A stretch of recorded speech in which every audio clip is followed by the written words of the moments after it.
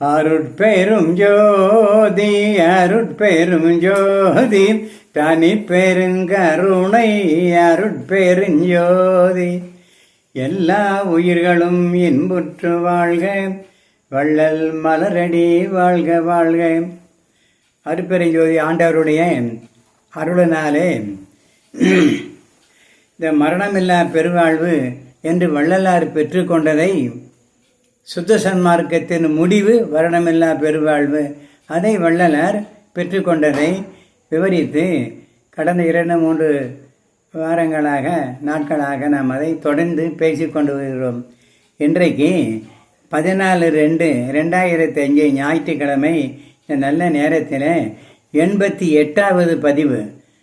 இந்த மரணமில்லா பெருவாழ்வுக்கு முன்னாடி ஒரு 1.5 வருஷ காலமாகவே வள்ளலாரை பற்றிய நிறைய செய்திகளை 88 பகுதியாக நாங்கள் கொஞ்சம் கொஞ்சமாக பிரித்து நிறைய பேசி வைத்திருக்கிறோம். அதனால் அவைகளை கேட்க விருப்பமுள்ள நண்பர்கள் சுத்த சன்மார்க்க சேனல் வேலூர் காமாட்சி ஐயா என்று வருகிற சுத்த சன்மார்க்க சேனல் என்பதை கண்டறிந்து நீங்கள் தொடுவீர்களானால் அடியனுடைய பேச்சை கேட்கலாம் என்று பணிவோடு தெரிவித்துக் கொள்கிறேன். இன்றைக்கு வள்ளல் பெருமான் கண்ட சுத்த சன்மார்க்கத்தினுடைய உண்மை நோக்கம் என்றால் அது என்னவென்றால், ஊன உடம்பாகிய இந்த அசுத்த தேகத்தை, நம்முடைய தேகம் ஊனம் என்று சொல்லக்கூடிய அசுத்தம் நிறைந்த அந்த தேகத்தை சுத்த தேகமாக மாற்றி ஞான உடம்பாக மாற்றுதல் வேண்டும் என்பதே ஊன உடம்பை ஒளி உடம்பாக மாற்றுதல் என்பதன் பொருளாகும். சுத்த தேகமாகிய ஞான உடம்பை நாம் பெறுவதற்கு நமக்கு என்ன தேவை என்றால், எல்லாத்துக்கும் முக்கியமானது ரிமோட் கண்ட்ரோல் போல மனத்தை கொண்டுதான் அனைத்தையும் நாம் செயல்படுத்த முடியும். உலக வாழ்க்கையிலும் சரி, வாணிபத்திலும் சரி, தொழில்கள் ஈடுபட்டு விவசாயத்திலும் சரி, எது இருந்த போதிலும் இந்த மனத்தை கொண்டுதான் ஒரு முடிவு செய்து அந்த முடிவை அறிவினால் ஆராய்ந்து பார்த்து இதை இப்படி செய்ய வேண்டும் என்று சொல்லி ஒரு முடிவெடுத்து அதை நாம் செய்ய வேண்டும். இந்த மாற்றத்தை அடைய, ஞான திரேகம் பெறக்கூடிய அந்த மாற்றத்தை அடைய நமக்கு தேவையானது பரிசுத்தமான உள்ளம், பரிசுத்தமான மனம். இந்த சுத்தம் மனம் என்பது செம்மையுற்ற நன்மனம். இந்த மனசில் அப்பளுக்கு பொய், பொறாமை, வம்பு, வழக்கு, ஊர் பொறனே, அது இது தேவையில்லாமல் ஒருத்தனை பற்றி குறை சொல்லுது, புகழ்ந்து பேசுறது, இப்படிப்பட்ட எல்லா காரியங்களும் இந்த மனம் அப்பொழுது காற்றின் அம்சமாக உள்ளதினாலே அது மாறிக்கொண்டே இருக்கும். அதையெல்லாம் சரி பண்ணி எது செய்ய வேண்டியது, எது பேச வேண்டியது என்று முடிவெடுத்து நாம் அதை நம்முடைய கட்டுப்பாட்டிலே வைத்து கொள்ள வேண்டும். அதற்கு சுத்த மனம் தேவை. சுத்த மனம் என்பது செம்மையடைந்த மனம். ஒரு நிலத்தை உழுவதற்கு அதுக்கு வேண்டிய வேலைகள் செய்து பரம்படுத்தி நாட்டினதுக்கு முன்னாடி எல்லா வேலையும் செய்து நாட்டை நடுவதை போல சுத்த மனத்தை முதலிலே உண்டாக்கி கொண்டு அதற்கப்புறம் சன்மார்க்க பயிரை அங்கே நட வேண்டும். சுத்த மனம் என்பது செம்மையுற்ற நல்ல மனம். நம்முடைய மனித தேகம் அசுத்த பூத காரியமாகிய தேகம். அசுத்த பூத காரியம் என்பது அநேக விதமான எல்லா விதமான அசுத்தங்களுக்கும் இருப்பிடமாக உள்ளது. வியர்வை நாற்றத்திலிருந்து, நாம் கழிவுகளை நீக்கும் போது வரக்கூடிய நாற்றத்திலிருந்து, குழந்தை பிறக்கும் போது அழுக்கிலிருந்து தான் குழந்தை பிறக்கிறது என்பார்கள். அப்படி சகல விதமான அசுசைகளும் நிறைந்த இடம் இந்த உடம்பு. புழு குரம்பை என்று வள்ளலார் சொல்லுகிறார். புழுக்களால் ஆனது இந்த உடம்பு. அவ்வளவு அசுத்த தேகம், அசுத்த புழுக்கள் இருக்கிறது. மலத்திலே கூட புழு வருகிறது. அப்படி என்றால் வயிற்றுக்குள்ளே இருந்ததானே அந்த மலக்குடலிலே வெளியே வருகிறது. ஆகையினாலே மனித உடம்பானது ஆணோ பெண்ணோ அசுத்த திரேகம். அந்த அசுத்த திரேகத்தை சுத்த திரேகமாக மாற்ற வேண்டும். அது இந்த பூதகாரிய தேகம் எப்படி என்றால், பஞ்சபூத சேர்க்கையால் 5 பூத சக்திகள் சொன்னமல்லவா, வானம், பூமி, நீர், நெருப்பு, காற்று, இந்த 5 பூத சக்திகளினாலும் தாய் தந்தைகளாலும் தாயும் தந்தையும் சேர்ந்தபோது உண்டாக்கப்பட்ட அசுத்த கலப்பினால் உண்டான தேகம் நம்முடைய அசுத்த தேகம். இந்த அசுத்த தேகமாகிய இந்த பூதகாரிய 5 பூதங்களாலே உண்டாக்கப்பட்ட நீளம் நீர் என்று சொன்னமல்லவா, அது 5 பெரும் பூத சக்திகள். அப்படிப்பட்ட கலப்பினாலே 5 பூத சக்திகளாலே உண்டாக்கப்பட்டது இந்த தேகம். அன்பினால் வேதிக்கப்பட்டு அன்பினாலே இந்த தேகத்துக்கு ஒத்தடம் கொடுப்பதை போல சில பழைய காலத்தில் உடம்புக்கு வலி ஏற்பட்டால் நொச்சி இலையை கொண்டு வந்து சாறு பிழியாதபடிக்கு வச்சு கொண்டு அதை கொஞ்சம் கொஞ்சமாக அதை அனலிலே காட்டி உடம்பிலே ஒத்தடம் கொடுப்பார்கள். அப்போ அந்த வலி தீர்ந்து போகும். அதுபோல அசுத்த பூத காரியமாகிய தேகத்தை அன்பினாலே வேதிக்க வேண்டும். வேதித்தல் என்பது ஒத்தடம் கொடுத்தல். அப்படி வேதிக்கப்பட்டு சுத்த பிரணவ ஞான தேகங்களாக அருள் தயவினாலே இறைவனின் துணை கொண்டு அது மாறும். வள்ளல் பெருமானுக்கு அப்படி மாறியது. நமது உடம்பும் அதன் ஓரொரு பகுதியும் கோடிக்கணக்கான நுண்ணிய உயிர் அணுக்களால் ஆனது. விஞ்ஞானிகள் மனிதனைப் போல ரோபோட் முதலிய உயிரில்லாத செய்திகளை உயிரில்லாத பொம்மைகளைத்தான் படைக்க முடியும். அது வேலை வெட்டிகளை எல்லாம் செய்ய முடியும். சில எடுபிடி வேலைகளை எல்லாம் கொடுத்து ஏவினால் அதற்கு தகுந்த அறிவை கொடுத்து அது செய்கையினாலே இந்த மிஷின்களாலே இணைக்கப்பட்டுள்ளதுனாலே அதாவது ஓரளவுக்கு நம்ம சொன்னதை செய்து முடிக்கும்.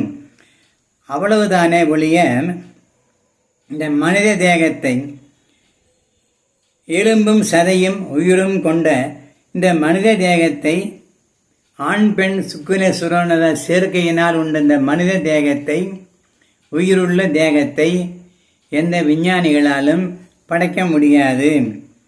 ஏனென்றால் விஞ்ஞான கண்டுபிடிப்புகளின் மூலப்பொருள்கள் சாதாரணமான உலகத்திலே உள்ள பொருள்களை கொண்டு அந்த மூலப்பொருளை தயாரிக்கிறார்கள். ஆனால் இந்த மனித தேகத்துக்கு கடவுள் ஆண் பெண் சுக்கிர சுரோனதங்களை பெண்ணினுடைய சுரோனிதத்தையும் ஆணினுடைய சுக்கிரத்தையும் கலப்பு உண்டாக்கி ஆண் பெண் சேர்க்கையினாலே இந்த மனித உடம்பு உண்டாக்கப்பட்டது. இப்படி உள்ளும் புறமும் உள்ள உறுப்புகளை எல்லாம் குடல், பெருங்குடல், சிறுங்குடல், கல்லீரல், அது இது என்று எக்கச்சக்கமான ஒரு உலகமே உள்ளே இருக்கிறது. இவைகளை எல்லாம் விஞ்ஞானிகளால் தயார் செய்ய முடியாது. இது மெஞ்ஞானமாகிய அந்த அன்புனால் மட்டுமே இதை ஓரளவு உணர முடியும், தயாரிக்க முடியாது.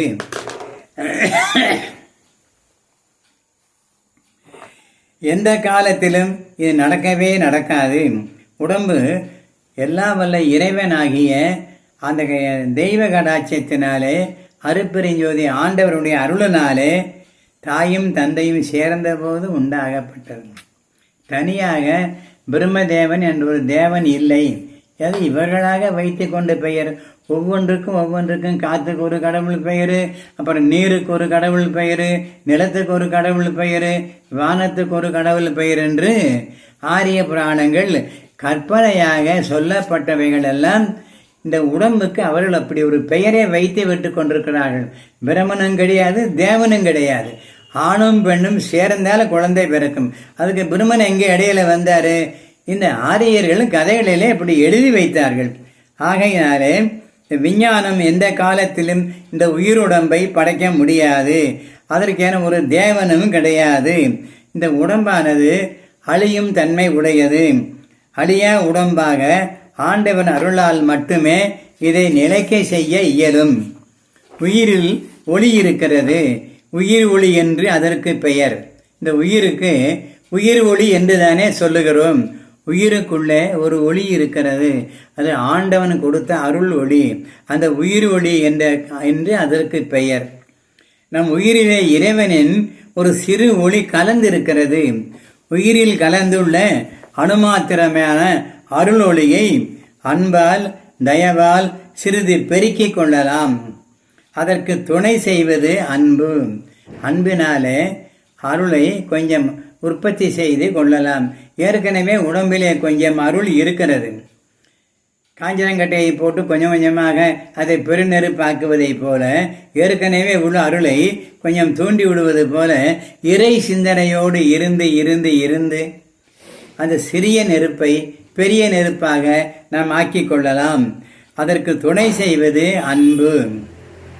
அனைத்து உயிரையும் தன்னுடைய உயிரைப் போல நினைத்து, உண்மையாகவே நினைத்து, பொய்யாகல்ல, போலியாகல்ல, ஒரு கடமைக்காகல்ல, உண்மையாகவே அனைத்து உயிரையும் நமக்கு குத்தினால் வலிக்கும், அதே போல் இன்னொரு உயிரை குத்தினால் அதுக்கும் வலிக்கும் என்று அதை உணர்ந்து தன்னுயிர் போலவே உணர்ந்து அந்த மற்ற மனிதர்களுக்கும் பிராணிகளுக்கும் இம்சை ஏற்படாதபடிக்கு, துன்பம் கொடுக்காதபடிக்கு அவர்களை நாம் பாதுகாக்க வேண்டும். வேண்டிய அளவுக்கு நம்மால் இயன்றது. எல்லா பிராணிகளையும் அரவணைத்து செல்ல முடியாது. கானகத்தில் உள்ள பிராணிகளை எல்லாம் வள்ளலார், அதாவது இறைவன் பார்த்து கொள்ளுவான், அது வேறு சங்கதி.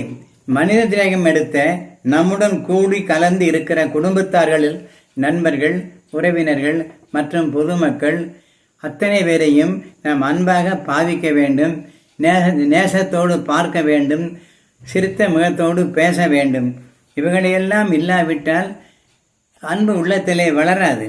ஆகவே சேவைகளினாலே நமது உள்ளமும் உடம்பும் பண்பட்டு மன மாசு நீங்கி நம்ம கொஞ்சம் கொஞ்சமாக அன்புருவமாக இந்த உடம்பு மாறும். அந்த அன்பு உருவத்திற்கு சுத்த திரேகம் என்று பெயர். அன்பு உருவத்துக்கு என்ன தேகம்? சுத்த தேகம். உயிர்களுக்கு உண்மை அன்புடன் தயவுடனும் தொண்டுகள் செய்ய செய்ய அன்புருவமான நம்ம உடம்பில் அருள் கலப்பு உண்டாகி கொஞ்சம் கொஞ்சமாக அது துலக்கமுற்று விளக்கம் பெற்று வளர்ந்து அன்புருவம் அருளுருவமாக மாறும். அப்போ அன்பினால்தான் அருளை கொஞ்சம் கொஞ்சமாக நம்ம சேர்க்க முடியும். அன்புருவம் துலக்கமுற்று விளக்கம் பெற்று அன்புருவமாக அருளுருவமாக மாறும். அன்பை கொண்டுதான் அருளுருவம் நாம் பெற முடியும். அதனால்தான் பெருமான் அருள் பெற முயலுக என்று அகவற்பாவிலே தனக்கு இறைவன் சொன்னதாக நமக்கு சொல்லி காட்டியிருக்கிறார்கள். அருளை அன்பினால் மட்டுமே பெற முடியும். மற்ற எதனாலும் இறைவனிடத்திலே அருளை நாம் பெற முடியாது. அன்பினால் மட்டுமே அருளை பெற முடியும். மற்ற எதனாலும் நாம் பெற்றுக்கொள்ள முடியாது. இது அடிகளின் அனுபவம் என்று வள்ளலார் சொல்லுகிறார். அதோடு அன்பு ஈனும் குளவி அருள் என்பதும், அன்பு ஈன்ற குளவி, ஈனும் குளவி பிறந்தது, அன்பு ஈனும் குளவி அருள் என்பதும் திருவள்ளுவர் பெருந்தகையினுடைய ஒரு அமுத வாக்கு. ஆருயிர்க்கெல்லாம் நான் அன்பு செய்தல் வேண்டும் என்பது மறுபிரகாச வள்ளலாருடைய அருள் வாசகமாகும். ஆக இந்த அன்பினால் அருளை பெறலாம் என்பது இதுவரை கூறியதிலிருந்து உங்களுக்கு ஓரளவு தெரிந்திருக்கலாம். மனத்தை ஆண்டவன் பால் செலுத்துவதன் மூலம் திருவருளை பெறலாம். மனத்தை சிற்சபையிலே நிறுத்தி தொடர்ந்து ஆண்டவன் பால் செலுத்துவதன் மூலம், ஆண்டவன் நினைவாகவே இருப்பதன் மூலம் இந்த திருவருளை பெறலாம். உயிர்கள் அன்பினாலே ஆண்டவனை சார்ந்து இருக்கும்போது, உயிர்களெல்லாம் அன்பினாலே ஆண்டவனை சார்ந்து இருக்கும்போது அனைத்து உயிர்களிலும் அந்த உயிர் சுடராக கலந்து அந்த ஆண்டவனும் இருக்கிறார். ஆகையினாலே அன்பின் மூலம் நம்மையும் சிவமாக்குவார். உயிர்களுக்குள்ளே ஆண்டவன் அருள் கலந்திருக்கிறதல்லவா, அந்த கலப்புற்ற ஆண்டவன் அருள் அந்த உயிர்களுக்கு நாம் அன்பு செய்யும் போது நமக்கு அருள் செய்வார். எங்கிருந்து அருள் செய்வார்? எல்லா உயிர்களுக்குள்ளும் இருக்கிற ஆண்டவன் நம்முடைய உயிருக்குள்ளும் இருக்கிறார். நமது உள்ளுக்குள்ளே இருக்கிற இறை சக்தியானது கொஞ்சம் கொஞ்சமாக நமக்கு அருளை உற்பத்தி செய்து கொடுத்து அந்த வேலையை, சகாயத்தை அது செய்யும். உயிர்கள் மேல் அன்பு செலுத்தினால் போதும், மற்றதெல்லாம் தானாகவே நடந்து கொண்டு வரும். சிறுக சிறுக அசுத்த தேகம் சுத்த தேகமாக மாறும்.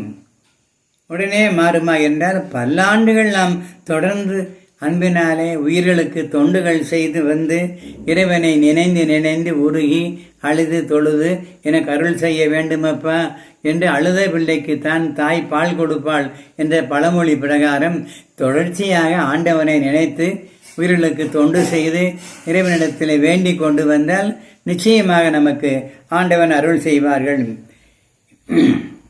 சுத்த தேகம் படிப்படியாக உள்கூடியிருந்தே வளர்ந்து வரும். இதை அகர்பாவில் வள்ளலார் விளக்குகிறார். பொன்னுடம்பு எனக்கு பொருந்திடும் பொருட்டாய் என்னுளங் கலந்த என் தனி அன்பே. பொன்னுடம்பு எனக்கு வரவேண்டும் என்பதற்கு பொருந்திடும் பொருட்டாக என்னுளங் கலந்த என் தனி அன்பே. தன்னையே எனக்கு தந்து அருள் ஒளியால் என்னை வேதித்த என் தனி அன்பே.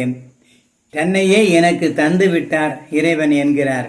தன்னையே எனக்கு தந்து அருள் ஒளியால் என்னை வேதித்த, முன்பு சொன்னதை போல கைகால் மூட்டு வலிக்கு வேதித்தலை போல பொன்னுடம்பாகுவதற்கு அருளை கொண்டு வள்ளலாருக்கு இறைவன் வேதித்தார்களாம்.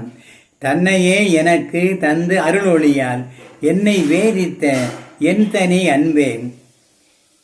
தன்னையே எனக்கு தந்தருள் ஒளியால் என்னை வேதித்த என் தனி அன்பே. எல்லாம் வல்ல இறைவன் தனி அன்பினாலே வள்ளல் பெருமானுடைய தேகத்தை, இந்த மனித தேகத்தை, பஞ்சபூதங்களாலான அசுத்த தேகத்தை வேதித்து, அருளை கொன்று வேதித்து, பச்சிலையை கொண்டு வேதித்து கைகால்களை முடத்தை நீக்குவதைப் போல அருளை கொண்டு வேதித்து மரணமில்லா பெருவாழ்வுக்கு இலக்காக தகுதி உடையதாக ஆக்குகிறார்கள். அன்பும் அருளும் தயவும் கலந்துள்ள கடவுள். கடவுளிடத்திலே அன்பு இருக்கிறது, அருள் இருக்கிறது, எல்லோரும் கொடுக்க வேண்டும் என்ற நல்ல மனத்தோடு கூடிய தயவும் இருக்கிறது. அன்பும் அருளும் தயவும் கலந்துள்ள அந்த கடவுள் மார்க்கம் இந்த சுத்த சன்மார்க்கம்.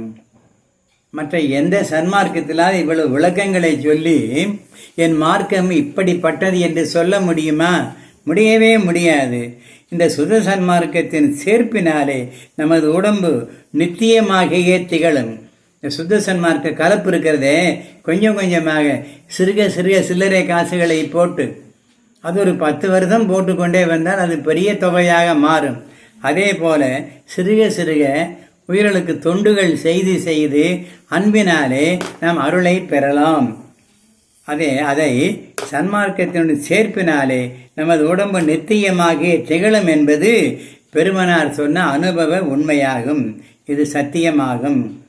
அவர் சொல்லுகிறார், பொத்திய மலப்பிணி புழு குரம்பைதான். இந்த உடம்பு இருக்கிறதே, இது மலத்தினாலே மூடப்பட்ட ஒரு கூடாரம் போன்ற புழுக்கள் நிறைந்த இந்த உடம்பு.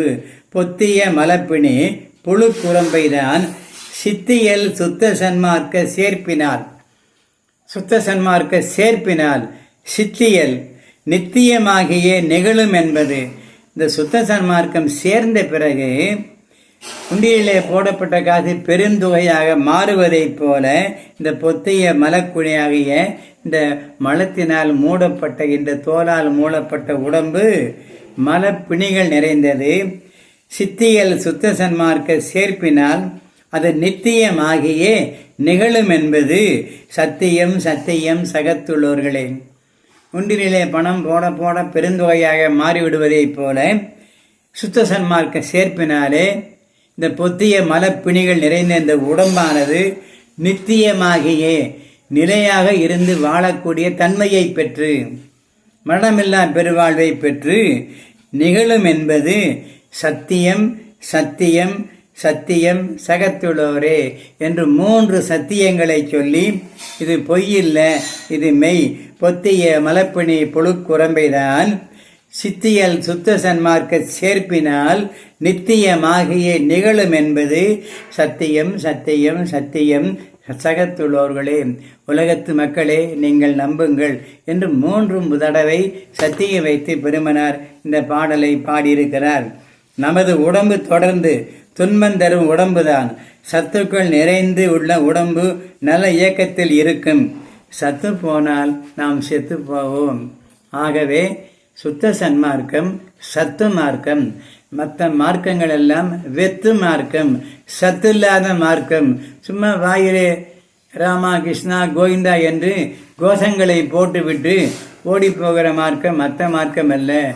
ஆனால் சுத்த சன்மார்க்கம் நின்று நிலைத்து இந்த உடம்பை பொன்னுடம்பாக மாற்றி சத்துள்ள உடம்பாக ஆக்கி சுத்த சன்மார்க்க நிலை பெற்று நின்று இந்த உலகத்திலே எந்த காலமும் மரணம் தவிர்த்து வாழலாம் என்பதை வாயிலே சொல்லாமல் வாழ்ந்து காட்டிக்கொண்டு ஒளியுடம்பை பெற்ற வள்ளலார் சொல்லுகிற மார்க்கம் இந்த சத்து மார்க்கமாகிய சுத்த சன்மார்க்கம். இந்த சுத்த சன்மார்க்க அருட்கலப்பை நாம் புருவ மத்தியிலே மனத்தை வைத்து ஆண்டவனை இடையராது சிந்தித்து வந்தாலும் சுத்த உஷ்ணம் உண்டாகும்.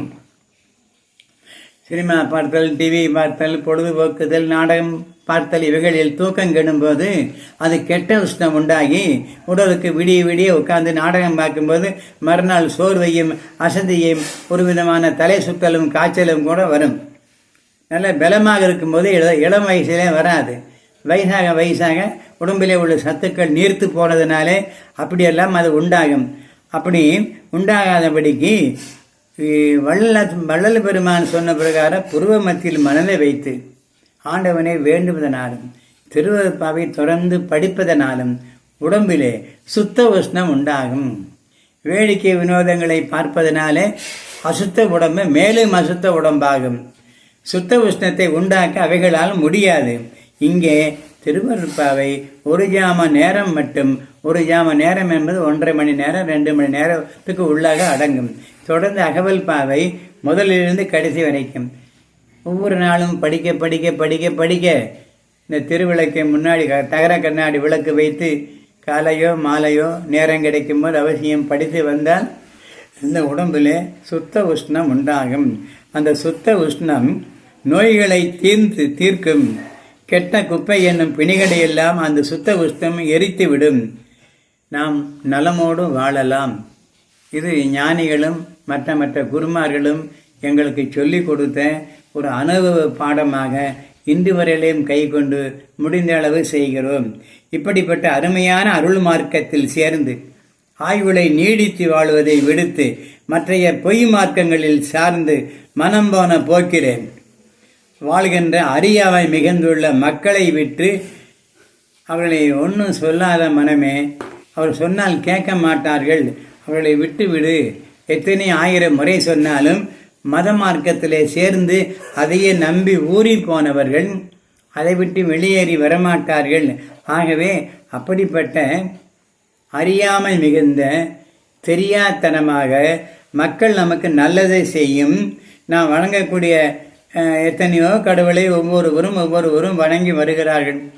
அவைகள் எல்லாம் கடவுள்களே அல்ல, கட்டுக்கதைகள். அது எந்த தெய்வமாக இருந்தாலும் சரி, அத்தனையும் பொய்யான கற்பனை கதைகள். அது நமக்கு ஒன்றுமே செய்யாது. உண்மையான தெய்வம் நம்ம உயிர் உள்ள தெய்வம். உயிர்தான் நமக்கு உண்மையான தெய்வம். இந்த உயிர் உடம்பை விட்டு போய்விட்டால் ஒன்றுமில்லை. ஆகவே இதை புரிந்து கொண்டு மற்றைய தெய்வங்கள் எல்லாம் கற்பனையாக ஆரியர்கள் புராணங்களில் சொல்லப்பட்டவைகள். எந்த தெய்வத்திற்கும் எந்த விதமான ஆற்றலும் சக்தியும் இல்லை. நான் பல முறை சொன்னால் சிலருக்கு வெறுப்பாக கூட இருக்கும். உண்மை அதுதானே. உண்மை கொஞ்சம் கசக்கத்தான் செய்யும். எந்த கடவுள் எனக்கு ஒரு ஆபத்து வந்து விட்டது என்று நமக்கு ஏதாவது தெரியப்படுத்தி இருக்கிறாங்களா? இன்றைக்கு கோயில் குளத்துக்கு போகிற அத்தனை பேரையும் ஆக்சிடென்ட் ஆகி எத்தனையோ கஷ்டங்களுக்கு உட்படுகிறார்களே. எவ்வளவோ மணிப்பணக்காக நின்று அந்த கடவுளை உருவத்தை அந்த பொம்மையை தரிசிப்பதற்கு 8 மணி நேரம் 10 மணி நேரம் வேலை வெட்டி எல்லாம் விட்டு அங்கே அடைபட்டு கிடக்கிறோமே. இந்த கடவுள் நம்மிடத்திலே இருக்கிறது என்று ஏன் உங்களுக்கு புரியவில்லை? எந்த தெய்வமாவது நம்மை உசுப்பி விட்டு எழுப்பி விட்டு உனக்கு ஒரு ஆபத்து வரப்போகிறது, நீ வர்ற வழியிலே நம்மடி ஒரு இடையூறு ஏற்படும், ஆகையினாலே நின்று விடு என்று சொல்லுகிறதா? எந்த கோயிலுக்கு போனாலும் சரி, ஏதாவது ஒரு ஆக்சிடென்டில் எங்கேயாவது எவருக்காவது ஏற்பட்டு அவர்கள் மடிகிறார்கள், கூட்டமாக அடிபட்டு சாகிறார்கள். இதெல்லாம் அந்த கடவுள் நம்மை காப்பாற்ற வேண்டாமா? ஆகையினாலே கடவுள் என்பது பொய்யான கற்பனையாக இவர்களாக சொல்லப்பட்டது. கடவுள் இருக்கிறார், நீராக நெருப்பாக காற்றாக ஏதாவது 5 பூதங்களாக இருக்கிறார். அது உண்மை கடவுள். நம்மை பிறப்பித்தது தாயும் தந்தையும், அன்னையும் பிதாவும் முன்னறி தெய்வம். தாயில் சிறந்த ஒரு கோயிலும் இல்லை, தந்தை சொல் மிக்க மந்திரம் இல்லை. ஆகவே நமது இல்லங்களிலே நாம் நமது தாய் தந்தையர்களை வைத்து வணங்க வேண்டும். அவர்கள் இல்லாவிட்டால் அந்த உலகத்துக்கு வந்திருக்க முடியாது, இவ்வளவு பேச்சு பேச முடியாது. அறிவில்லாதபடிக்கு எதையோ நம்ம எந்த ஜென்மத்திலும் எப்படியோ பிறப்போமோ இல்லையோ, அவர்கள் அந்த கலப்பு ஏற்பட்டு நாம் பிறக்காவிட்டால் நமக்கு உருவம் ஏது, நமக்கு பிறவி ஏது, ஒன்றுமே இருக்காது அல்லவா? ஆகையினாலே நமக்கு கண்கண்ட தெய்வங்கள் நம்மை பெற்று வளர்த்த தாயும் தந்தையும். ஆகையினாலே அவர்களுக்குத்தான் நாம் வணங்க வேண்டும். அதோடு நமக்கு உதவி செய்த நண்பர்கள் நல்ல உள்ளம் கொண்டவர்கள் எல்லாம் நாம் மதிக்க வேண்டும். இதை தவிர வேறு உலகத்திலே அன்பு செய்து, அன்பு கொடுத்து, அன்பை வாங்கி நாம் ஆருயிருக்கு தொண்டு செய்து வாழ வேண்டியதுதான் அறிவுள்ள மனிதர் கடமை. எதையாவது நம்பிக்கொண்டு அதிலே போய் சிக்கிக்கொண்டு இருக்க வேண்டிய அவசியமில்லை. இப்படிப்பட்ட அருமையான அருள் மார்க்கத்தில் சேர்ந்து ஆயுளை நீடித்து வாழலாம். மத மார்க்கங்களில் சேர்ந்து மனம்போமன போக்கில் சென்று இதுவரைக்கும் எதையும் பெற்றுக்கொண்டதாக எவரும் சொல்லவில்லை. வள்ளலார் சொல்லுகிறார், இந்த மார்க்கத்திலே என்மார்க்கம், இறப்பொழிக்கும் நன்மார்க்கம், சன்மார்க்கம், பிறந்த பிறப்பில் தானே பெற்றிடலாம் இரவாமை. நீங்கள் தைரியமாக வாருங்கள், என்னோடு சேருங்கள், உங்களுக்கு இரவாமையை கற்றுக் கொடுக்கிறேன். நான் இறைவனிடத்திலே பெற்றுக்கொண்டு வந்திருக்கிறேன். ஆகையினாலே நான் உனக்கு ஆசிரியராக இருந்து கற்றுக் கொடுக்கிறேன். அத்தனையும் திருவருட்பாவிலே எழுதி வைத்திருக்கிறேன், வந்து படியுங்கள். வருவார் அழைத்து வாடி வடலூர் வட திசைக்கே என்றெல்லாம் பாடினார் அல்லவா? அதை நான் நம்ப வேண்டும் அல்லவா? அதை நம்பாதபடிக்கு நாம் அதை சரியாக புரிந்து கொண்டு படிக்காமல் போனது யாருடைய தப்பு? பள்ளிக்கூடத்தில் சேர்ந்த மாணவன் தொடர்ந்து படித்தாரால வாழ்க்கையில் முன்னுக்கு வர முடியும். அதை விட்டு என்னென்னவோ காரியங்களை இந்த காலத்து மாணவர்கள் செய்கிறார்களே, அதே போல நாமும் செய்யலாமா? சன்மார்க்கேள் ஒரு தப்பும் செய்யக்கூடாது. நல்ல நியாயமான புத்திமானாக வாழ வேண்டும். யாரையும் எப்பவும் குறை சொல்லக்கூடாது. சில நேரங்களில் அப்படி வந்தாலும் மௌனமாக இருந்து விட வேண்டியதுதான். இப்படி இந்த ஓவுரா துயர் செய்யும் உடம்புதான் என்றும் சாவுரா இன்பமே சார்ந்து வாழலாம். மாவுரா சுத்த சன் மார்க்க நன்னிலை மேவுரா அர்த்தங்களை விடுக நெஞ்சமே. நான் வரமாட்டேன் என்று ஒரே பிடியாக முரண்டு பிடித்து மூக்கணாங்கயிறு கட்டி பார்த்தும் அதுக்கு அகப்படாமல் தப்பித்து ஓடுகின்ற ஜல்லிக்கட்டு காளைகளைப் போல நான் மதமார்க்கத்தான் செல்வேன் என்று சொல்லி போகிறவர்களை மனமே நீ விட்டுவிடு என்று வள்ளலார் தன்னுடைய மனத்துக்கு ஆறுதலாக இதை சொல்லுகிறார்கள்.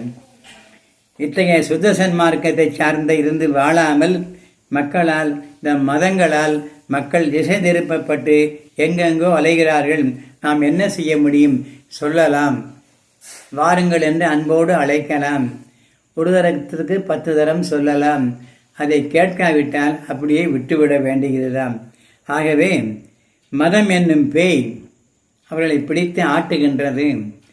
இந்த மதம் ஒழிந்தால்தான் இந்த உலகத்திலே மனித நேயம் மலரும். இந்த மதங்கள் தான் இந்த சுத்த சன்மார்க்கம் வளர்வதற்கு மிகப்பெரிய சீன பெருஞ்சோறு போல. அது 1566 மைல் நீளம் என்று புஸ்தகங்களிலே படிக்கிறோம். அதை கால்நடையாக நடந்து 22 வருஷம் நடந்து போனால்தான் முடியுமாம். அப்படி சீனத்து பிரிஞ்சு வரும் போல இந்த மதமானது மக்களை தன்னிடத்திலே போட்டு சிறையிலே அடைத்ததை போட்டு அடைத்து வைத்திருக்கிறது.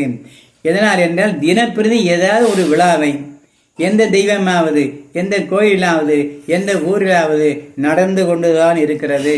அந்தந்த ஊர் மக்கள் மெனக்கெட்டு அந்த விழாவுக்கு வீணாக சென்று இருந்து கஷ்டப்பட்டு தவித்து நேரங்காலத்தை எல்லாம் வீணடித்து வீட்டுக்கு சோர்ந்து வருகிறார்கள். இந்த மதம் நமக்கு தேவை இல்லை என்பது வள்ளலார் கருத்து. இளமையிலேயே மதமான பேய் என்று சொல்லுகிறார். அந்த மதமான பேய் பிடியாதிருக்க வேண்டும் என்று 9 வயதிலேயே பாடிய பெருமான் வள்ளல் பெருமான். ஆகவே இந்த சுத்த சன்மார்க்கில் இந்த மதத்தை ஒழிக்க முதலில் பாடுபட வேண்டும். தானும் மதங்களிலிருந்து விடுபட வேண்டும். இது முடியுமானால் அவரவர்கள் செய்யலாம் என்பது எனது கருத்து. அடுத்து தமிழ்நாட்டு சித்தர்களை கொஞ்சம் பார்ப்போம். தமிழ்நாட்டிலே சித்தர் பெருமக்கள் வாழ்ந்தார்கள். அவர்களை 14 சித்தர்கள் என்று சொல்லுவார்கள்.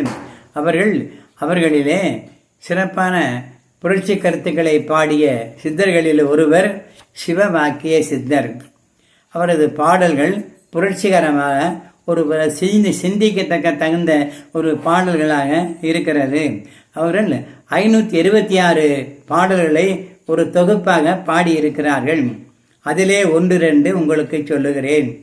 கல்லு வெள்ளி செம்பு இரும்பு காய்த்திடும் தராக்களில், கல்லு வெள்ளி செம்பு இரும்பு காய்த்திடும் தராக்களில் சுற்றி வந்து வல்ல தேவ ரூபபேதம் அங்கமைத்து போற்றிடும்.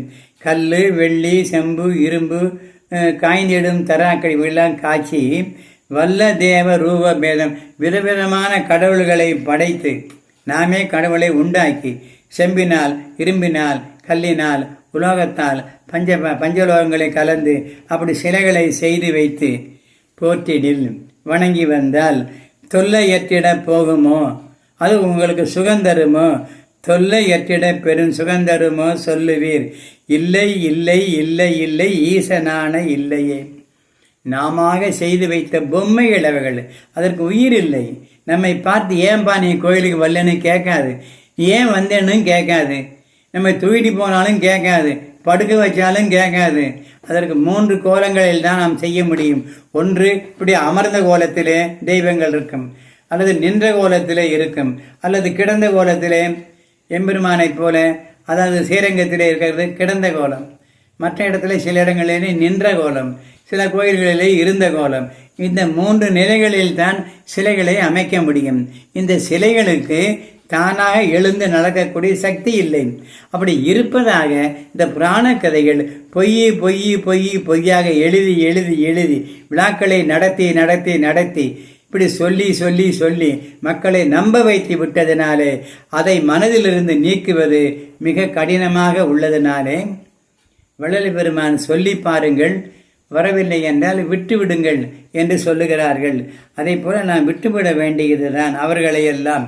அடுத்து சொல்லுகிறார், நட்டகல்லை தெய்வமென்று 4 புஷ்பம் சாத்திய, ஒரு கல்லை நிற்க வைத்து சிலையை கல்லிலே சிலை அமைக்கிறார்கள். அதை கல்லு என்றுதான் சொல்லுவோம், தெய்வம் என்று புராணம் சொல்லுகிறது. நட்டகல்லை தெய்வம் என்று 4 புஷ்பம் சாத்திய சுத்தி வந்து முணமுணங்கிற சொல்லு மந்திரம் ஏதடா, நட்டகல்லும் பேசுமோ நாதனுள் இருக்கையில் சுட்ட சட்டி சற்றுவம் கரிச்சுவை அறியுமோ. சுவையாக பண்டங்களை சேர்த்து ஒரு சட்டியிலே போட்டு வறுக்கும் போது மசாலா எல்லாம் போட்டு அந்த வறுப்பவனுக்கு அவன் உயிருள்ள மனிதனாக இருப்பதனாலே அவனுக்கு அந்த அருமையும் அந்த மசாலாக்களின் வாசனையும் மூக்கிலே நுகர்ந்து அவனுக்கு ஒரு சந்தோஷத்தை இன்பத்தை கொடுக்கும் ஒழிய அந்த சட்டிக்கு அது தெரியுமா? போட்டு வறுக்கிறோமே ஈய சட்டி இரும்பு சட்டி, எந்த சட்டிகளுக்கு அந்த வாசம் தெரியுமா? தெரியாது. அதுபோல கல்லுக்கு நீ சொல்ற மந்திரம் வேக்குமா? கேட்காதே.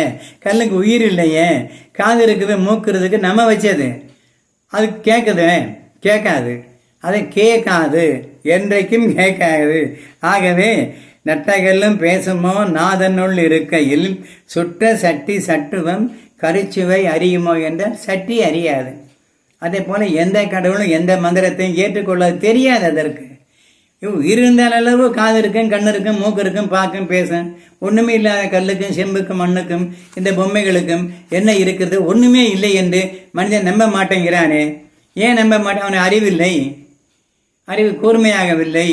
மூட நம்பிக்கை மதத்தின் மேல் ஏற்பட்டவருக்கு அது ஏதாவது கொடுக்கும் என்றுதான் நம்பிக்கொண்டிருப்பார். இந்த தரிசனம் பாரு, அந்த தரிசனம் பாரு, இந்த பல்லக்க பாரு, அந்த ஊர்வலத்தை பாரு, அதோ பாரு, இப்படி இதோ பாரு என்று வேடிக்கை காட்டி சாமிகளுக்கு அலங்கரித்து ஊர்வலமாக வந்தது பார்த்து நமக்கு ஆக வேண்டியது என்ன இருக்கிறது? ஒன்றும் இல்லை.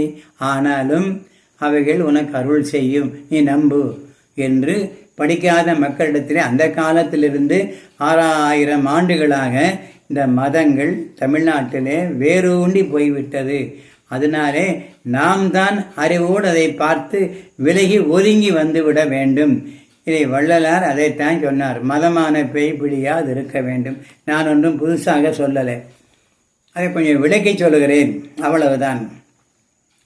சோதியாக உம்முள்ளே தெளிந்து நோக்க வல்லிரேல் சோதி வந்து உதித்திடும் துரியாதீதம் உற்றிடும். சோதியாக உன்னுள்ளே தெளிந்து நோக்க வல்லிரேல். ஆண்டவனும் கடவுள் சோதியாக உள்ளார் என்பதை நாம் தெரிந்து கொண்டு அதை நாம் பார்த்தோமையானால் சோதி வந்து உன் உள்ளத்திலே புருவ மத்தியிலே உதித்திடும். அது துரியாதீனம் உற்றிடும். துரிய அதிதீனம் மேலுக்கு மேலாக உனக்கு அறிவு விளக்கங்கள் கொடுக்கும். சோதியாக உதித்திடும் துரியாதீதம் உற்றிடும். ஆதி சக்கரத்தினில் அமர்ந்த தீர்த்தம் ஆடுவன்.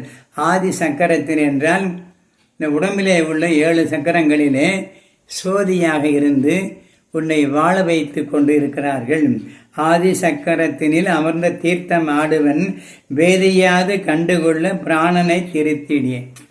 அது நீங்கள் கண்டுகொள்ள வேண்டுமானால் நம்மளோட பிராணனை யோசித்து பார்த்து அந்த சோதியில லயிக்க செய்தால் நமக்கு ஒரு தெளிவு ஏற்படும். இப்படி சித்தர்கள் சரியை கிரியை யோகம் ஞானம் என்று 4 முறைகளை வகுத்து 4 நிலைகளையும் ஆராய்ந்து அறிந்து முடிவிலே ஞானம் பெற்றார்கள். திருக்கோயில்களிலே இன்று சமாதி நிலையிலே அநேக கோயில்களில் சித்தர்கள் அடக்கமாகி இருக்கிறார்கள். அட்டமா சித்தி என்னும் 8 வகை சித்துக்களை கற்று சித்தி கைவர பெற்றவர்கள். சித்தி என்பது நினைத்ததை நினைத்தபடி முடிக்கக்கூடிய ஆற்றல். அப்படிப்பட்ட ஆற்றலை பெற்ற சித்தர்கள் எல்லா கோயில்களிலும் பழனியிலே இந்த மாதிரி மற்ற பெரிய கோயிலே திருவாவன்குடி அங்கே இங்கே எல்லாம் நிறைய சித்தர்கள் 8 குடியிலெல்லாம் அடங்கியிருக்கிறார்கள். நிறைய சித்தர்கள் பெரிய பெரிய கோயிலிலே அடங்கியிருக்கிறார்கள். ஆகையினாலே அவர்கள் அடக்கமாகத்தான் அவர்களால் முடிந்தது. இந்த உயிரை உள்ளே அடக்கி கொண்டு கொஞ்ச காலத்துக்கு இருந்த சித்தர்களும் இருக்கிறார்கள். ஆனால் கடைசியில் முடிவிலே அது ஒரு நாள் வெளியே போய் அது இறந்து போகிறார்கள்.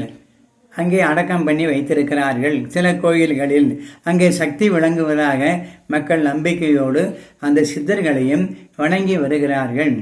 முழுமுதற் பொருளாகிய கடவுளை தன்னுள் கண்டு முக்தி பெற வேண்டும் என்பது சித்தர்கள் கொள்கை. முக்தி என்று சொல்லக்கூடிய பிறவா நிலையை அடைய வேண்டும் என்பது சித்தர்கள் கொள்கை. வள்ளல் பெருமான் கொள்கை என்ன என்றால் சித்தி பெறுதல். முக்தி மோட்சத்தை நாடி செய்யக்கூடியது சித்தர்கள் செய்தது. சித்தி என்பது மேலானது என்பது வள்ளலார் கொள்கை.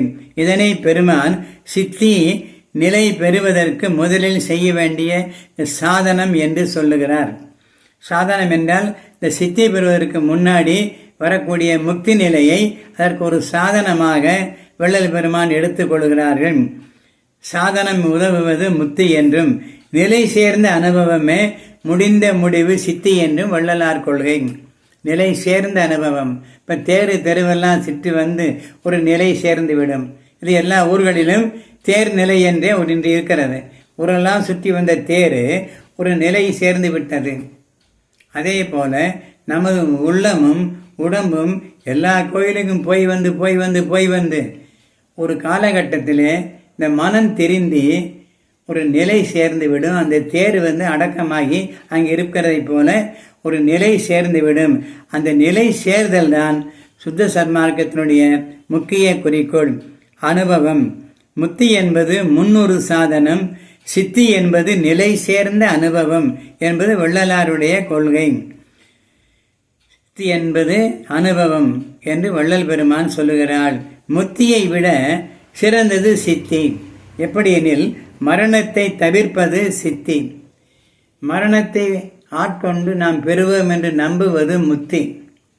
அப்படி இல்லாதபடிக்கு அந்த சங்கதியே வேண்டாம், மரணம் தவிர்க்க வேண்டும், அதுதான் சித்தி. சித்திக்கும் முத்திக்கும் இதுதான் ஒரு வித்தியாசம். ஆகவே முக்தி என்பது முன்னொரு சாதனம் என்று வள்ளலார் சொல்லுகிறார். முத்தியை விட சிறந்தது சித்தி. மரணம் தவிர்த்த வாழ்வே சித்தி பெற்ற வாழ்வாகும். இதுவே வள்ளல் கண்ட சுத்த சன்மார்க்கத்தின் முடிந்த முடிவுமாகும். சாகிறவன் சன்மார்க்கி அல்ல. இதுவும் வள்ளலார் சொன்னதே. என்மார்க்கம் இறப்பொழிக்கும் சன்மார்க்கம், இதுவும் வள்ளலார் சொன்னதே.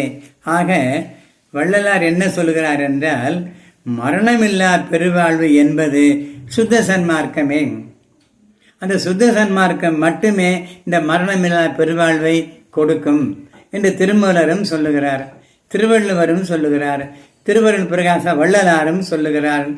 அதை எது வேண்டுமோ நாம் தேர்வு செய்து கொள்ள வேண்டியது நம்முடைய அறிவை பொறுத்தது, நம்முடைய விருப்பத்தை பொறுத்தது.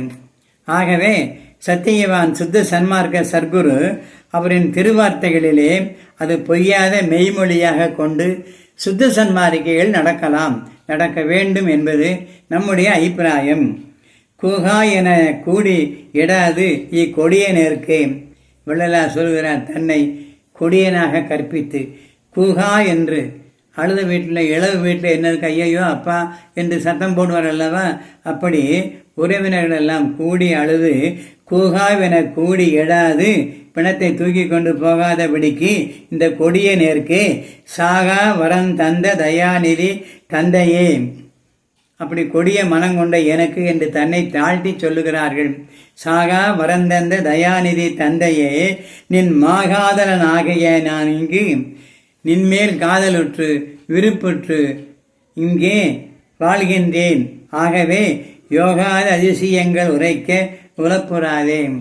நீ எனக்கு கற்றுக் கொடுத்த அந்த அதிசயங்களை எல்லாம், அந்த அற்புதங்களை எல்லாம் நிறைய சொல்லிக்கொண்டே போகலாம் என்று வள்ளல் பெருமான் இறைவனுக்கு வந்தனம் சொல்லி தனக்கு இறைவன் கொடுத்த கூகா என்று எடுத்துக்கொண்டு போகாதபடிக்கு ஆகா நீங்கே இரு என்று சொல்லி எனக்கு அருள் செய்த, அதை எவ்வளவு வேண்டுமானாலும் பேசலாம் என்று கூகாவென கூடி எழாது இக்கொடிய நேர்க்கே சாகா வரந்தந்த தயாநிதி தந்தையே, நின் மாகாதலனாகி இங்கு வாழ்கின்றேன். என் யோகாதிசயங்களை உரைக்க உலப்புறாதே. சலிப்பில்லாதபடிக்கு இவனுடைய யோக அதிசயங்கள் எல்லாம் அற்புதங்கள் எல்லாம் சொல்லிக்கொண்டே இருக்கலாம் என்று பெருமிதமாக இறைவனுக்கு நன்றியோடு பாடுகிறார் வள்ளலார். வள்ளலார் மரணமில்லா பெருவாழ்வை பெற்று ஒளி உடம்பு வாழ்வதும் உண்மை, மற்றவரும் மரணமில்லா பெருவாழ்வு பெறாததும் உண்மை. இரண்டுமே உண்மை. மற்ற எவரும் பெறவில்லை, வள்ளலார் மட்டும் பெற்றுக்கொண்டார். ஏனெனில் சுத்த சன்மார்க்க சத்திய வாழ்வு நம்மவர்களில் நமக்கு முன்வந்தவர்களும் எவரும் வாழவில்லை. அதனாலே மரணமில்லா பெருவாழ்வை எவரும் பெறவில்லை என்பதுதான் உண்மையான சங்கதி. வள்ளலார் மட்டும்தான் பெற்றுக்கொள்ள முடிந்தது, மற்றவர்களால் பெற்றுக்கொள்ள முடியவில்லை. இதை பெற்றுக்கொள்வதற்கென்று வள்ளலார் சக்கரவட்டமாக வாய்ப்பறை ஆத்தல் என்று சொல்லக்கூடிய ஞான சடியை என்ற ஒரு 28 பாடல்களை பாடியிருக்கிறார்கள். அதை கூர்ந்து கவனித்து பார்த்தால் அந்த பாடல்களுக்குள்ளே மரணமில்லா பெருவாழ்வுக்கு எப்படி நம்மை தயாரித்து கொள்வது, பரீட்சைக்கு மாணவன் அடிக்கடி எல்லா புத்தகங்களையும் படித்து ஒரு குறிப்பெடுத்துக் கொள்வான் அல்லவா, அதுபோல இந்த மரணமில்லா பெருவாழ்வு என்ற பரீட்சைக்கு நாம் படிப்பதற்கு நமக்கு இலக்கிய புஸ்தகங்களாக இந்த பாடல்கள் இருக்கிறது. மரணமில்லா பெருவாழ்வை பெற வள்ளலார் அருளிய திருக்குறிப்புகள் இந்த 28 பாடல்கள். இதற்கு ஞான சரியை என்று பெயர், இதுக்கு வாய்ப்பறை ஆர்த்தல் என்றும் பெயர். அதாவது கடினமான கல்லான நமது மனத்தை கரையும்படி செய்யும் பாடல்கள் இந்த 28 பாடல்களும் 28 செய்திகளை நமக்கு சொல்லுகின்றன. ஒவ்வொரு பாடலும் ஒரு செய்தியை நமக்கு உணர்த்துகிறது. அதை பொருளறிந்து நிறுத்து படிக்க வேண்டும்.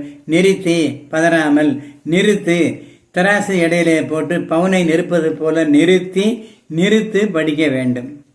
அதனுடைய வலிமை, அந்த வெயிட் தெரிந்து அவசரப்பட்டு படிக்காமல் மாற்று பொருளுக்கு மனம் ஓடி போகாதபடிக்கு தெரியாத பதங்கள் வரும்போது நிறுத்து படித்து புரிந்து கொள்ள வேண்டும். அப்படி இதை நிறை அருளை நிச்சயம் நமக்கு பெற்றுக் கொடுக்கும். மரணமில்லா பெருவாழ்வை பெறுவதற்கு வள்ளல் பெருமான் சுத்த சன்மார்க்க சாதகர்களுக்கு எந்த விதத்திலாவது இந்த பிறப்பிலேயே நாம் மரணமில்லா பெருவாழ்வை பெற்றுவிடலாம் என்று நம்பிக்கையோடு சாதகம் செய்கிற, விடாப்பிடியாக உயிர்களுக்கு அன்பு செய்கின்ற அந்த உத்தமர்களுக்கு இந்த அருட்குறிப்புகள் எல்லாம் 28 பாடல்களும் மிகவும் உதவிகரமாக, பரீட்சைக்கு செல்லும் மாணவனுக்கு நோட்ஸ் உதவுவது போல இந்த குறிப்புகள் சாதகர்களுக்கு, சன்மார்க்க உத்தமர்களுக்கு உதவும். முதல் பாடலே ஒரு முத்தான சத்து பாடல். மரணமில்லா பெருவாழ்வை பெறுவதற்கு வள்ளலார் அருப்பெருஞ்சோதி ஆண்டவன் பால் நெக்கு நெக்காக உருகியும் ஏங்கியும் எவ்விதத்தாயினும் சாகாத வரம் தர வேண்டும் என்றும் மரணம் வருவதற்கு முன்பு அருள் தர வேண்டும் என்றும் தாம் அருளை அமுதம் அறிந்தி அருளமுதம் அறிந்தி நிலைத்த வாழ்வில் வாழ வேண்டும் என்றும் நான் யாரிடம் புகுவேன், தருவதற்கு காலந்தாள் கீழ் அந்த மரணம் எனும் பெரும்பாவி வந்துடுமே, நான் என்ன செய்வேன், யாருக்கு எடுத்துரைப்பேன் என்றெல்லாம் புலம்பி தவித்து அழுது தொழுது இந்த ஞானசரியை பாடலிலே பாடி நமக்கு ஒரு சாம்பிளாக காட்டியிருக்கிறார்கள். அதுபோல அந்த பாடல்களை உணர்ந்து உள்வாங்கி நாமும் அழுது தொழுது அன்றாடம் இறைவனை வேண்டினால் அழுத கண்ணீர் மாறாதபடிக்கு இருக்கும். பசி நமக்கு வராது. அந்த நோக்கத்திலேயே நம் அழுதும் தொழுதும் இரவும் பகலும் இருந்தோமையானால் வள்ளலார் கற்றுக் கொடுத்த அந்த மறவாமையை இரவாமையை இறைவன் பெற்று கற்றுக் கொடுத்ததை நமக்கு கற்றுக் கொடுக்க வந்த பாடல் இந்த மரணமில்லா பெருவாழ்வுக்குரிய ஞானசரிகை. ஆகையினாலே ஆண்டவன் அருள் கருணை செய்வான் என்று நம்பிக்கையோடு நாம் இருக்க வேண்டும். பாடல்களை படிக்க வேண்டும். இந்த மரணமில்லா பெருவாழ்வுக்குரிய பாடல்கள் ஞானசரிகை என்பதை மறந்துவிடக்கூடாது. இறைவனிடத்திலே அழுது தொழுது அதை அகற்றி ஏங்கி தவித்து இரவும் பகலும் அழுது அழுது அழுது வள்ளலார் பெற்று கொண்டார். வள்ளலார் கண்களிலே பார்த்தால் தண்ணி ஓடிய ஓடையிலே ஒரு சின்ன தழும்பு இருப்பதைப் போல இரண்டு பக்க கண்களில் அழுது அழுது அழுது தண்ணீர் ஓடிய ஓடை ஒரு வாய்க்கால் போல் இருப்பதைப் போல அழுது கண்ணீர் அப்படியே இருக்கும் என்று தொழுவூர் வேலாயுதனாரை போன்ற உண்மை தொண்டர்கள் பக்கத்தில் இருந்தவர்கள் பார்த்திருந்ததை பின்னொரு காலத்திலே பிரம்மஞான சங்கத்திற்கு தொழுவூர் வேலாயுத முதலியார் கொடுத்த ஒரு ஆங்கில ஸ்டேட்மெண்ட்டில் இப்படி எங்கள் குருநாதர் இருப்பார் என்று சொல்லும்போது அவர் திருவுருவத்திலே முகமானது சோர்வடைந்து இருக்கும். அழுது அழுது அழுது ஏங்கிய அந்த முகத்தோடு வள்ளலார் இருப்பார். ஆனாலும் அந்த கண்களிலே முகத்திலே ஒரு காருண்யம், ஒரு தயவு, அந்த பேரொளி, அந்த முகத்தின் அழகு அப்படியே மட்டில்லாதபடிக்கு அப்படி அருளாக துலங்கும் என்றெல்லாம் அவர் பேட்டி அளித்திருக்கிறார்கள். அப்படிப்பட்ட வள்ளல் பெருமான் பிரம்மஞான சங்கம் தோன்றுவதற்கு பிளவட்ஸ்கி அம்மையாருக்கும், மேடம் பிளவட்ஸ்கி அம்மையார் ரஷ்யாவை சேர்ந்தவர்கள் அவர்களுக்கும், அமெரிக்காவைச் சேர்ந்த கர்னல் ஆல்ஹாட் அவர்களுக்கும் நேருர காட்சி கொடுத்து இருவருக்குமே ஒரே நேரத்தில் அருள் காட்சி நல்குகிறார்கள். அதன் பிறகு இருவரும், அந்த காலத்திலேயே டெலிஃபோன் இருந்திருக்கிறது, இருவரும் பேசிக்கொண்டு அதை யார் என்று அறிய வேண்டும் என்று தாங்கள் ஏற்கனவே பயிற்சி பெற்ற இந்த தலாயிலாமா பஞ்சல்லாமா என்று சொல்லக்கூடிய குருக்களைப் போல இமயமலை சாரலிலே சித்தர்கள் பல ஆசிரமங்களை வைத்திருக்கிறார்கள். அவர்களுக்கெல்லாம் லாமாக்கள் என்று பெயர். அந்த லாமாக்களிடத்திலே இருவருமே பயிற்சி பெற்றவர்கள். இந்த லாமாக்களை சென்று இப்படி ஒரு உருவத்தை நாங்கள் பார்த்தோம், நானும் பார்த்தேன், ஆள்கற்றும் பார்த்தார் என்று சொல்லி அவர்கள் தங்கள் குருவிடத்திலே கேட்கும்போது அவர்கள் அதிசயப்பட்டு அவர்கள் எல்லாம் தென்னாட்டிலே தான் இருப்பார்கள், அங்கு சென்று விசாரியுங்கள் சொல்ல பம்பாய்க்கு வந்து விசாரிக்க அங்கும் துப்பு கிடைக்கவில்லை. கடைசியாக சென்னைக்கு வருகிறார்கள். அப்பொழுது சென்னையிலே இப்பொழுது இருக்கிற என்ற பிரசிடென்சி கல்லூரியில் வள்ளல் பெருமானிய அத்தியந்த சீடராகிய தொழுவூர் வேலாயுத முதலியார் அங்கே தமிழாசிரியராக இருக்கிறார்கள். அவர்களை யார் மூலியமோ தங்கியிருந்து கண்டுபிடித்து பேசும்போதுதான் அவர்கள் சொல்லுகிறார்கள், நாங்கள் கேட்கிற கேள்விக்கு மட்டும் பதில் சொல்லுங்கள் என்று சொல்லி நிறைய கேள்விகளை கேட்கிறார்கள். அதுக்கு பதில் சொல்லி வரும்போது ஒரு முடிவுக்கு வருகிறார்கள். எங்களுக்கு வந்து காட்சி கொடுத்தது நீங்கள் சொல்லக்கூடிய உங்கள் குருவாகிய திருவருட் பிரகாச வள்ளலார் ராமலிங்க சாமிகள் தான் என்று பிறகு ஒப்புக்கொண்டு ஆங்கிலத்திலே பிரம்மஞான சங்கத்துக்காரர்கள் ஒரு ஸ்டேட்மெண்ட் வாங்கி கொள்ளுகிறார்கள். அது பிலாசபி என்ற பத்திரிகையிலே அது வெளிவருகிறது. இது பிரம்மஞான சங்கத்தை தோற்றுவிப்பதற்கு ஊன்றுகோலாக அவளை ஊக்குவித்தது வள்ளலார். அந்த பிரம்மஞான சங்கம் அங்கே பம்பாயில் அமைக்கப்பட்டது. அதன் பிறகு அதை மாற்றி அமைத்து சென்னைக்கு கொண்டு வந்து அடையாற்றிலே இன்றைக்கு 262 ஏக்கர் பெரிய நிலப்பரப்பிலே பிரம்மஞான சங்கம் சர்வதேச சமய ஆராய்ச்சி கழகங்கள் அது திகழ்ந்து வருகிறது. மேடம் பிளவன்ஸ்கி அம்மையார் அதுக்காகவே பாடுபட்டார்கள். அவருக்கு பிறகும் வந்த அத்தனை பேருமே அந்த சமயங்களில் ஆராய்ச்சி செய்து எல்லா சமயங்களையும் சர்வ சமய ஆராய்ச்சி என்ற ஒரு கூடத்தை நினைவுக்கு இன்று வரைக்கும் அது நடந்து வருகிறது. இப்படி சென்னைக்கு அந்த பிரம்மஞான சங்கத்தை வரவழைத்தவரும் நமது வள்ளல் பெருவாளே. இந்த பிரம்மஞான சங்கம் தோன்றுவதற்கு அதாவது ஒரு உறுதுணையாக இருந்தவரும் வள்ளல் பெருமானே. இப்படியெல்லாம் உண்மையாகவே தொண்டு செய்யக்கூடிய ஆட்களுக்கு அவராகவே நேரே சென்று காட்சி அளிப்பார். வள்ளல் பெருமான் மறைந்து ஓராண்டுக்கு பிறகுதான் அமெரிக்காவிலே இந்த பிரம்மஞான சங்கம் தோன்றுகிறது. அதுக்கு உள்ளாகவே வள்ளல் பெருமான் அவர்களுக்கு காட்சி அளித்து உலக சமாதானத்துக்காக வேண்டி பாடுபடக்கூடிய இருவரை தேர்வு செய்து அவர்களுக்கு கனவிலே நினைவிலே காட்சி கொடுத்து அவர்களை ஊக்குவிக்கிறார்கள். இதெல்லாம் அவர்கள் எங்களுக்கு சொன்னது என்று வள்ளல் பெருமானை பற்றிய விஷயங்களை அவர்கள் ஒத்துக்கொண்டார்கள். இதெல்லாம் பார்க்கும்போது ஒளி உருவமாக வள்ளல் இருக்கிறார் என்பதற்கு இது ஒரு சாட்சி. அவர் சித்தி பெற்ற பிறகு ஒளி உருவமாக உலகெல்லாம் நாம் இருக்கிறேன், சென்று வருவேன் என்று சொன்னார் அல்லவா? அதற்கெல்லாம் இது ஒரு சாட்சியாக இதை நாம் இந்த செயலை எடுத்துக்கொள்ள வேண்டாம். அதற்கு நிறுவனமாக பிரம்மஞான சங்கம் அடையாற்றிலே என்று திகழ்கிறது. ஆக வள்ளலார் ஒளி உடம்புடன் இருக்கிறார்கள் என்று இதனால் உறுதியாகிறது. ஆகவே ஞானசரிகை பாடல்களை நாம் அதை கண்டுள்ள பொருளை அறிந்து தெரிந்து அடிக்கடி பாடினால் நமக்கு ஒரு உற்சாகம் வரும். எப்படி கடவுள் அருளை பெறுவது என்று இங்கே பாடுகிறார்.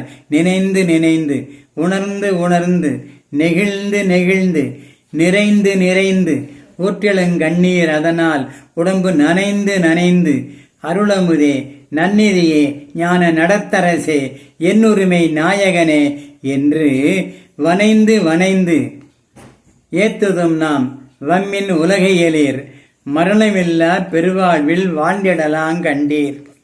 புனைந்துரையேன், பொய் கற்பனையாக நான் சொல்லவில்லை, புனைந்துரையேன், பொய் புகழேன், சத்தியம் சொல்கின்றேன். பொற்சபையில் சிற்சபையில் புகுந்தருணம் இதுவே மக்களே. பொற்சபை என்பது உடம்பு, சிற்சபை என்பது புருவமத்தி. இந்த புருவமத்தி வழியாக புகுந்து பொற்சபைக்கு செல்லலாம். பொற்சபையும் சிற்சபையும் சொந்தம் எனதாச்சு வள்ளலார் பாடுகிறார்.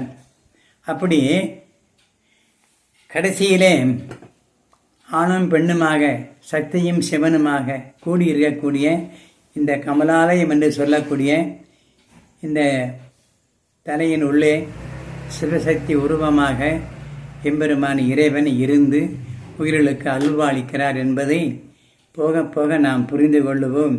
ஆகவே தங்க சாவி, இந்த உலகத்திலே நாம் நிலையாக தங்கி இருப்பதற்கு தங்க சாவி, தங்க திறவுகோள் எது? மரணமில்லா பெருவாழ்வுக்காக வேண்டி வள்ளலார் பாடி வைத்த இந்த ஞான சரிகை என்பது வரைக்கும் சொல்லி இன்றைய சொற்பொழிவை நாம் நிறைவு செய்கிறோம். நாளைக்கு இதிலிருந்து தொடர்ந்து இதுக்கு மேற்கொண்டுள்ள விஷயங்களை நாளைக்கு நாம் பார்க்கலாம். ஏனென்றால் இது தொடர் சொற்பொழிவாக ஒரு 2, 3, 4, 5 கேசட்டுகள் போட்டால்தான் இது நிறைவு பெறும். ஆகவே இத்துடன் என்று நிறைவு செய்து நாளைக்கு நாம் சந்திப்போம். எல்லோரும் அன்புடனும் ஆதரவுடனும் தொடர்ந்து 1 மணி நேரம் கேட்க வேண்டும் என்று தாழ்மையாக கேட்டுக்கொள்கிறேன். பட்டிமன்றத்துக்கு 1 மணி நேரம் கேட்குறோம், மற்ற ஆன்மீக சொற்பொழிவில் 1 மணி நேரம் கேட்குறோம், சினிமா படங்களை 2 மணி நேரம் 1.5 மணி நேரம் உட்காந்து பார்க்கிறோம் பொறுமையாக.